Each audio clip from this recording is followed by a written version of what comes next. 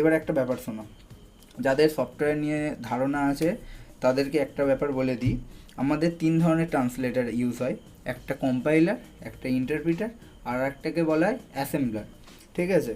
তো আমাদের কম্পাইলারের কাজটা কী করে, কম্পাইলারও হাই লেভেল ল্যাঙ্গুয়েজকে লো লেভেল ল্যাঙ্গুয়েজে কনভার্ট করে, মানে কম্পিউটারের ভাষায় কনভার্ট করবে 0-1-এ। কীভাবে করবে কম্পাইলার ধরো আমি যদি এই বইয়ের একটা পাতা, এই পাতাটাকে যদি আমি কম্পাইল করতে বলি, ধরো হাই লেভেল লেখা আছে, এটাকে 0-1-এ যদি বাইনারিতে কনভার্ট করতে পারি, কম্পাইলার জিরক্স মেশিনের মতো একবার আলো ফেলে এক টাইমের মধ্যে ওটাকে লো লেভেল ল্যাঙ্গুয়েজ 0-1-এ কনভার্ট করে দেবে।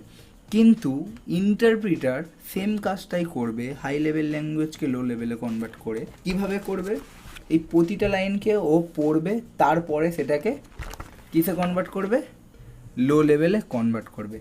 এবার কাজটা কেন দুজনে সেম টাইম লাগে, ইন্টারপ্রিটার পড়তে টাইম বেশি নেয় কিন্তু আউটপুট খুব তাড়াতাড়ি দিয়ে দেয়, কিন্তু সেই তুলনায় কম্পাইলার কী করে, কম্পাইলার পড়ে তাড়াতাড়ি কিন্তু আউটপুট প্রসেস করতে দেরি করে।